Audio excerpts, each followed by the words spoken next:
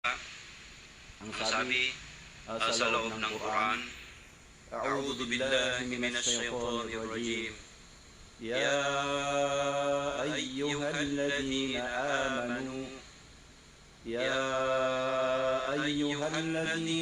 amanu ittaqullaha wa qulu qawlan sadida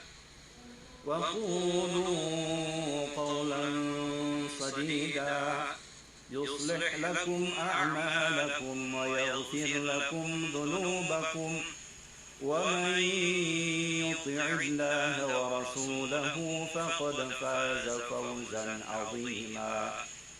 Sabi ng Allah subhanahu wa ta'ala, o kayong mga nananampalataya ng taos-pusong pananampalataya sa akin,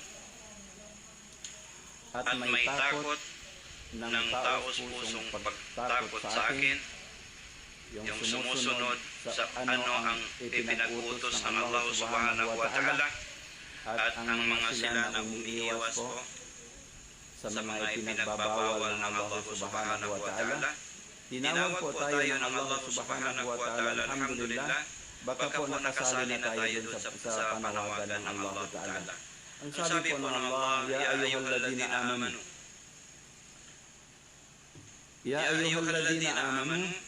o kayong mga nananampalataya ng totoong pananampalataya. Sa palagay kaya natin yung panawagan ng Allah subhanahu wa ta'ala, nakasali po tayo doon. Sana po kasali tayo doon lahat na tayo ay tinawag ng Allah subhanahu wa ta'ala. Ano po ang panawagan ng Allah subhanahu wa ta'ala sa mga taong nananampalataya sa Kanya? Ang sabi ng Allah subhanahu wa ta'ala, Qulu qawlan sadida. Qulu qawlan sadida. Magsalita kayo ng matuwid. Magsalita kayo ng maayos. Gumamit kayo ng mga katagang magaganda. Mga katagang walang halong kasinungalingan. Iyon po ang ibig sabihin ng sadida. Kalimatun la i'jajafi. Yung salitang walang baluktot. Pawang totoo ang ating sasabihin.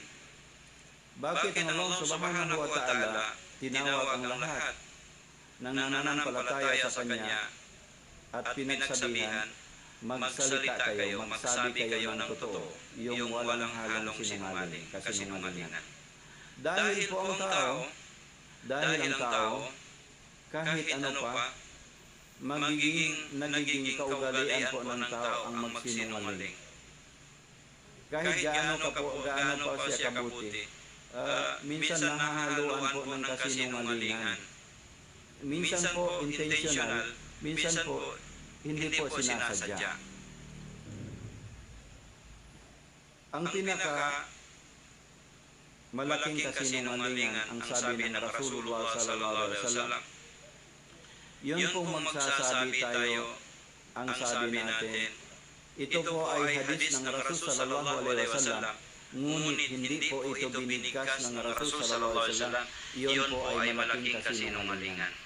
So ilan po sa mga tao ang gusto nila, ang kanilang nais, ang kanilang minimithi, upang ang kanilang kapwa ay makapasok sa Islam, gumawa po sila ng mga salitang masasarap, magaganda, at ito po ay ihahambing nila sa Propeta Muhammad sallallahu alaihi wasallam. Wala po silang intensyon na masama, ngunit ang kanilang mga intensyon ay mabubuti po. Ang kanilang layunin upang ang tao ay ma-convince papunta sa Islam. Ganun pa man ang intensyon ng tao, dahil po ang salitang yon ay wala pong katotohanan, so magiging kasalanan pa rin po yun. Magiging kasalanan pa rin po yun sa Allah subhanahu wa ta'ala. Dahil po ang salita ng Propeta Muhammad sallallahu alaihi wasallam, wa ma yantiqu 'anil hawa in huwa illa wahyun yuha. Ang lahat po ng mga pinagsasabi ng Propeta Muhammad sallallahu alaihi wasallam, ito po ay hindi nanggagaling sa kanyang kagustuhan, ngunit ito ay galing sa may likha, galing sa Allah subhanahu wa ta'ala. Lahat po ng sinasabi ng Propeta Muhammad sallallahu alaihi wasallam, ito po ay wahyi mula sa Allah subhanahu wa ta'ala. Kaya po, kung tayo po ay magsasabi na ito ay sinabi ng Nabi Muhammad sallallahu alaihi wasallam, ngunit hindi po niya ito nasabi, para bang nanghimasok po tayo dito sa karapatan ng Allah subhanahu wa ta'ala na siya lamang ang pwedeng mag-utos sa Nabi Muhammad sallallahu alaihi wasallam magsalita ng ganoong pananalita. Sa mga kaibigan, mga kapatiran namin sa agama Islam, mga mahal namin sa buhay, Qulu qawlan sadida. Ang Qulu qawlan sadida, ito po ay isang katuruan mula sa Quran. Kung sino man po sa mga taong nananampalataya ang sumunod po nito, may regalo po ang Allah subhanahu wa ta'ala sa kanila. May ibibigay po ang Allah subhanahu wa ta'ala sa kanila. Ano po ang ibibigay sa kanila? Sabi ng Allah subhanahu wa ta'ala sa mga taong nananampalataya at may takot sa Kanya, kung sino sa inyo ang matuwid ang pananalita, walang kasinungalingan, ang ibibigay ng Allah Ta'ala, yuslih lakum a'malakum. Aayusin ng Allah subhanahu wa ta'ala ang ating mga gawain. Hindi lamang yung pagsasala natin, hindi lamang yung ibadat natin, kahit yung makamundong gawain natin, may mga gustuhin tayo, may mga nais tayong gawin, pero hindi po natin kayang gawin. Hindi po natin maaabot dahil po wala po tayong kaya. Dahil po sa iyong ugali na hindi ka nagsisinungaling, tutulungan ka ng Allah Ta'ala upang makamtan mo ang isang bagay na hindi mo kayang abutin. Iyon po ang unang ibibigay ng Allah Subhanahu wa Ta'ala sa mga taong totoo po. Yuslih lakum a'malakum. Aayusin ng Allah Subhanahu wa Ta'ala ang ating mga nais nating gawin na hindi natin kayang abutin. Ang pangalawa po, وَيَغْفِرْ لَكُمْ ذُنُوبَكُمْ, at magiging dahilan po dahil sa ating pagsasalita na matuwid at maayos na pananalita, magiging dahilan po yun na patatawarin tayo ng Allah subhanahu wa ta'ala sa mga kasalanan natin na ating nagawa na sinasadya at saka hindi natin sinasadya. Ngayon mga kapatid namin sa agama, mga mahal namin sa buhay, malayo man o malapit, ngayon po,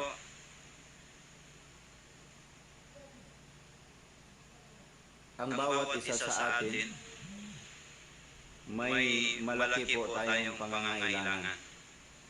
Una po yung sarili ko. May malaki po akong pangangailangan.